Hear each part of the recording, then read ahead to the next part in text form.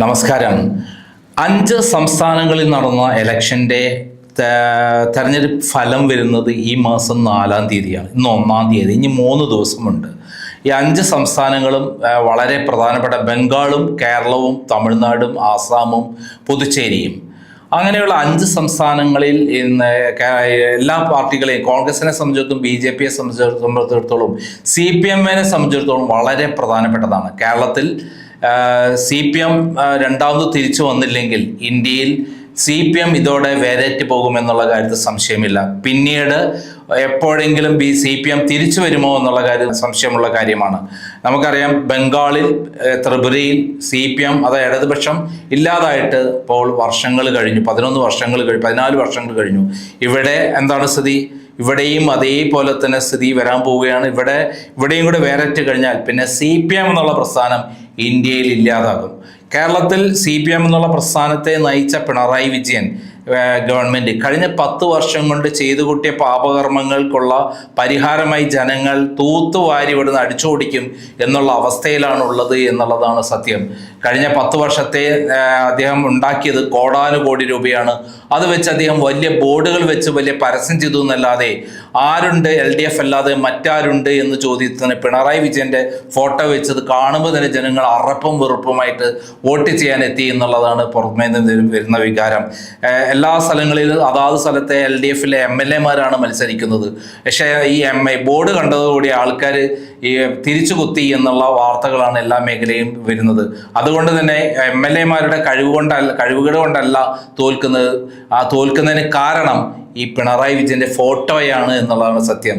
അതുകൊണ്ട് പിണറായി വിജയനെ MLA-മാർ പോലും ശപിക്കുകയാണ്. നശിച്ച ഒരു ഫോട്ടോ എന്നാണ് പല MLA-മാരും എന്നോട് പറഞ്ഞിട്ടുള്ളത്. പക്ഷെ എന്നോട് പിന്നീട് വിളിച്ചു പറഞ്ഞു, ദയവായിട്ട് അതൊന്നും കൊടുക്കല്ലേ എന്ന് പറഞ്ഞാൽ 5 MLA-മാർ, CPM-ലെ 5 MLA-മാർ സംസാരിച്ച റെക്കോർഡിൻ്റെ അടുത്തുണ്ട്. അത് പുറത്തു വിട്ട് കഴിഞ്ഞാൽ പിണറായി വിജയൻ ഇപ്പോൾ തന്നെ അവരെ പിടിച്ച് പുറത്താക്കും എന്നുള്ള കാര്യം സംശയമില്ല. അത്രയും റൂഡായിട്ട് ഭയങ്കര പൊട്ടിത്തെറിച്ചിട്ടാണ് പിണറായി വിജയനെതിരെ സംസാരിച്ചിട്ടുള്ളത്. നമുക്ക് അതിലേക്ക് കടക്കാം. കണ്ണൂർ എന്ന് പറയുന്നത് പിണറായി വിജയന്റെ നാടാണ്. മാർക്സിസ്റ്റ് പാർട്ടിയുടെ ഏറ്റവും കുത്തക സീറ്റുകളുള്ള സ്ഥലം, പാർട്ടി ഗ്രാമങ്ങൾ പ്രവർത്തിക്കുന്ന സ്ഥലം. അവിടെ ഒരു കാലഘട്ടത്തിൽ മാർക്സിസ്റ്റ് പാർട്ടിക്കല്ലാതെ മറ്റാർക്കും ഭൂരിപക്ഷം കിട്ടാറില്ല. 11 സീറ്റാണ് കണ്ണൂരിലുള്ളത്. കണ്ണൂരിൽ 11 സീറ്റിൽ മാക്സിമം പോയാൽ 2 സീറ്റാണ് എല്ലാവരും പ്രവചിച്ച്, മാക്സിമം പോയാൽ 4 സീറ്റ് എന്നാണ് പറയുന്നത്. എന്നാൽ കണ്ണൂരിൽ 4 അല്ല 6 സീറ്റുകൾ കിട്ടുമെന്നാണ് കണ്ണൂർ ജില്ലാ DCC പ്രസിഡന്റ് മാർട്ടിൻ ക്രൈമിനോട് പറഞ്ഞത്. ഈ എക്സിറ്റ് പോൾ ഫലങ്ങൾ ഒന്നും ശരിയല്ല, കൃത്യമായി പഠിക്കാതെയാണ് വന്നിരിക്കുന്നത്.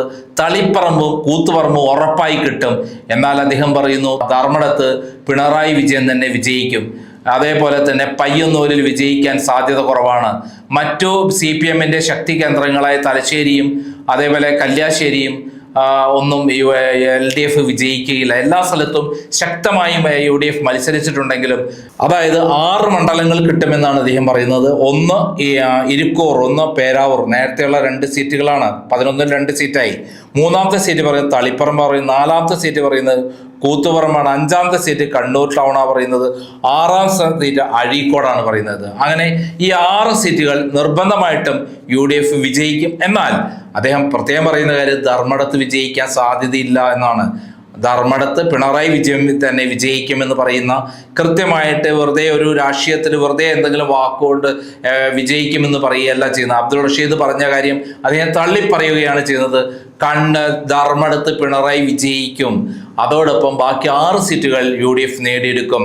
അപ്പോൾ അതിൻ്റെ അർത്ഥം ഞാൻ ചോദിക്കുന്നുണ്ട്, കേരളത്തിൽ 101 സീറ്റുകൾ വരെ UDF വിജയിക്കാൻ സാധ്യതയുണ്ടല്ലോ. 100-ൽ പരം സീറ്റുകൾ UDF വിജയിക്കാൻ സാധ്യതയുണ്ടെന്നാണ് അദ്ദേഹം പറയുന്നത്. നമുക്ക് അദ്ദേഹം പറഞ്ഞ പൂർണ്ണമായ വാക്കുകൾ കേൾക്കാം. കണ്ണൂരിലെ റിസൾട്ട് എങ്ങനെ ഉണ്ടായിരിക്കും? പുറത്തു വന്ന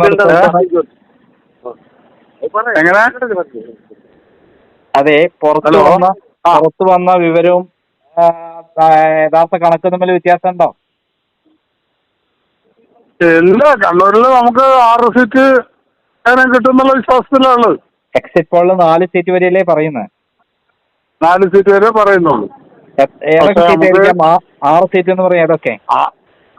അത് നമുക്കിപ്പം പിന്നെ തളിപ്പറമ്പും കൂത്തുപറമ്പും അതും കൂടി കിട്ടുന്നുള്ള പ്രതീക്ഷയിലുള്ളത്. തളിപ്പറമ്പും കൂത്തുപറമ്പും പിന്നെ അഴീക്കോടും അഴീക്കോടും കണ്ണൂരും വ്യത്യാസമൊന്നുമില്ല. കണ്ണൂരും പിന്നെ പേരാവൂരും ഇരിക്കൂറും അങ്ങനെ 6 സീറ്റ്. 6 സീറ്റ് ഉറപ്പായിട്ടില്ല. പയ്യന്നൂർ എന്തെങ്കിലും അട്ടിമറി നടക്കാൻ സാധ്യതയുണ്ടോ?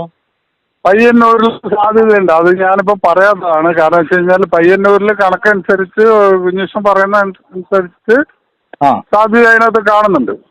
അവിടെ കഴിഞ്ഞ 50,000 വോട്ടിന്റെ അടിയൊഴുക്ക് എന്താണെന്ന് കഴിഞ്ഞ തവണ മൊത്തം 50,000 വോട്ടിന്റെ ഭൂരിപക്ഷോടെ ഉണ്ടായ സ്ഥലമാണല്ലോ. അല്ല, അത് നോക്കണ്ട, കഴിഞ്ഞ തവണത്തേത് നോക്കണ്ട. കാരണം ഈ തവണത്തെ ഒരു ഇലക്ഷൻ പോലെ അല്ലായിരുന്നു കഴിഞ്ഞ വർഷത്തെ ഇലക്ഷൻ. നമ്മുടെ കാൻഡിഡേറ്റ്സ് എല്ലാം വളരെ വീക്കായിട്ട് ഇത്തവണ നമ്മൾ നിർത്തി. ഇപ്പം മട്ടന്നൂരിലായാലും നിർത്തിയത് ഏറ്റവും ബെസ്റ്റ് കാൻഡിഡേറ്റ് ആണ്. തലശ്ശേരിയിലായാലും അവിടുത്തെ ഇന്ദിരാഗാന്ധി പ്രസിഡന്റ് അല്ലായിട്ടുള്ള സാജുവിനെയാണ്. അതേപോലെ തന്നെ പയ്യന്നൂരും നല്ല കാൻഡിഡേറ്റ് ആണ്. എല്ലായിടത്തും നമ്മൾ ഇത്തവണ ഫൈറ്റിംഗ് കാൻഡിഡേറ്റ്. കഴിഞ്ഞ തവണ പയ്യന്നൂരിലൊന്നും ഒരു മത്സരം എന്ന് പറയുന്ന സംഭവമില്ല. അവിടെ പ്രദീപ് കുമാറാണ്, ബ്രിജേഷ് അങ്ങനെ ഒരു സീരിയസ് ഒരു മത്സരം അവിടെ ഒന്നും വന്നിട്ടില്ല. അതല്ല, അബ്ദുൾ റഷീദ് പറയുന്ന അവിടെ 5,000 വോട്ടിന് ധർമ്മടത്ത് ജയിക്കുന്നതാണ് എനിക്ക് ഇന്റർവ്യൂ തന്നോ പറഞ്ഞത്. അത് ജയിക്കുന്നില്ല, നമ്മൾ വെറുതെ ജയിക്കില്ല. ജയിക്കുകയാണെങ്കിൽ വലിയ സംഭവമായിരിക്കും. അയ്യോ, ജയിക്കുകയാണെങ്കിൽ അങ്ങനെ സംഭവമായിരിക്കും. ഇതിനുള്ള സാധ്യതകൾ അല്ല, ഈ റിസൾട്ട് വരുന്നോളം വരെ സാധ്യത ഞാൻ കാണുന്നില്ല. ഈ ശൈല ടീച്ചർ അവിടെ അട്ടിമറികളൊക്കെ ഉണ്ടാക്കും എന്ന് പറഞ്ഞിട്ടാണ് അങ്ങോട്ട് പോയിരിക്കുന്നത് പേരാവൂർക്ക്. എന്തായിരിക്കും സ്ഥിതി? ഒരിക്കലും ഒന്നും സംഭവിക്കില്ല. പുള്ളിയുടെ KPC പ്രസിഡന്റിന്റെ ഭൂരിപക്ഷം വലിയ ഭൂരിപക്ഷം. എത്ര ഭൂരിപക്ഷമായി മാറും?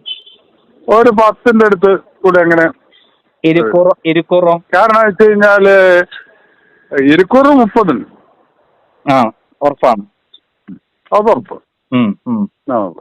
അപ്പൊ ഈ CPM-ന്റെ ശക്തി കേന്ദ്രം തലശ്ശേരി, കല്യാശ്ശേരി, അതെ മട്ടന്നൂര്, തലശ്ശേരി, ധർമ്മടം, അതായത് തലശ്ശേരി, കല്യാശ്ശേരി, ധർമ്മടം, പയ്യന്നൂർ, അത് നമുക്ക് അങ്ങനെ ഒരു സാധ്യതയായിട്ട് നമുക്ക് കാണുന്നില്ല. അത് ഇലക്ഷൻ കഴിഞ്ഞിട്ട് മാത്രമേ അറിയാൻ പറ്റുള്ളൂ. അതെ. റിസൾട്ട് വന്നിട്ടേ പറയാൻ പറ്റും. റിസൾട്ട് വന്നിട്ടേ പറയാൻ പറ്റും. അപ്പൊ 6 മണ്ഡലങ്ങൾ ഉറപ്പായിട്ട് കിട്ടും. 6 മണ്ഡലം ഉറപ്പായിട്ട് കിട്ടും. 6 മണ്ഡലം കണ്ണൂർ പിടിക്കുകയാണെങ്കിൽ കേരളത്തിൽ 100 മണ്ഡലങ്ങൾ കവർ ചെയ്യുന്ന അർത്ഥം. അതെ, അതിനുള്ള സാധ്യത. ഇപ്പൊ ഈ എക്സിറ്റ് പോൾ പറയുന്നതില് അവരടുപ്പിച്ചിട്ട് ഒരു സ്ഥലത്ത് പോലും LDF അധികാരത്തിൽ വരുന്ന ഒരു എക്സിറ്റ് പോളും പറയുന്നല്ലോ. 69 കൊണ്ട് നിർത്തുന്നതല്ലേ ഉള്ളൂ. അതെ, പക്ഷെ കണ്ണൂരിൽ അവര് 4 സീറ്റിലാണ് എത്തിപ്പെടുന്നത്. 5 സീറ്റിലേക്ക് പോണില്ല. അപ്പൊ 4 സീറ്റിലേക്ക് അവരെത്തിപ്പെടുന്നില്ലേ? ഈ എക്സിറ്റ് പോളിന്റെ കണക്കിപ്പം ഈ വോട്ടെടുപ്പ് കഴിഞ്ഞിട്ട് വരുന്നവരുടെ ഇത് ചോദിക്കുന്നത്. ഇപ്പൊ ഈ അതിന്റെ ഒരു സൈക്കോളജി എന്ന് പറഞ്ഞാൽ ഒരു CPM കാരൻ പിന്നെ കോൺഗ്രസ് നോട്ട് ചെയ്ത UDF നോട്ട് ചെയ്ത ഒരു CPM കാരൻ ഒരിക്കലും പുറത്തു പറയില്ല ഞാൻ UDF വോട്ട് ചെയ്തു. അതിന്റെ ഒരു സൈക്കോളജി. കാരണം അത് ഈ സുധാകരേട്ടന്റെ ആദ്യത്തില് അദ്ദേഹം പറഞ്ഞ പിന്നെ മത്സരിക്കണം എന്ന് പറഞ്ഞിട്ട് വിവാദം ഉണ്ടാക്കി എന്തെങ്കിലും ബാധിച്ചിട്ടുണ്ടോ? K. സുധാകരൻ ആദ്യം കണ്ണൂരിൽ മത്സരിക്കണം എന്ന് പറഞ്ഞിട്ടുള്ള ഒരു വിവാദം വന്നിരുന്നല്ലോ. അതെന്തെങ്കിലും തരത്തിൽ ബാധിച്ചിട്ടുണ്ടോ? അല്ല, അതൊന്നും ഇവിടെ ബാധിച്ചിട്ടൊന്നുമില്ല. കാരണം വെച്ച് കഴിഞ്ഞാല് അത് AICC എല്ലാവരുടെ മനസ്സിലുള്ള അദ്ദേഹത്തിന്റെ സീറ്റുമായി ബന്ധപ്പെട്ട് എല്ലാവർക്കും അറിയാം. ആ സീറ്റ് AICC-ന്റെ ഒരു തീരുമാനം ഉണ്ടാവും, അദ്ദേഹത്തിന് സീറ്റ് ഉണ്ടാവില്ല. പിന്നെ അദ്ദേഹത്തിന്റെ ആരോഗ്യ സാഹചര്യങ്ങളെല്ലാം മനസ്സിലാക്കി ആൾക്കാർക്ക് കൃത്യമായിട്ട് അതിനെപ്പറ്റി ഒരു ധാരണ ഉണ്ടാവും. അതൊന്നും എല്ലാം ബാധിക്കുന്നില്ല. വെറുതെ പറയുന്നല്ലാണ്ട് അതിനെപ്പറ്റി. അപ്പം കേരളത്തിൽ ഈ CPM-നെതിരെയുള്ള ഈ ഭരണത്തിനെതിരെയുള്ള ആഞ്ഞടിക്കൽ കണ്ണൂരിലും ഉണ്ടാകുമെന്നാണ് പറയുന്നത്.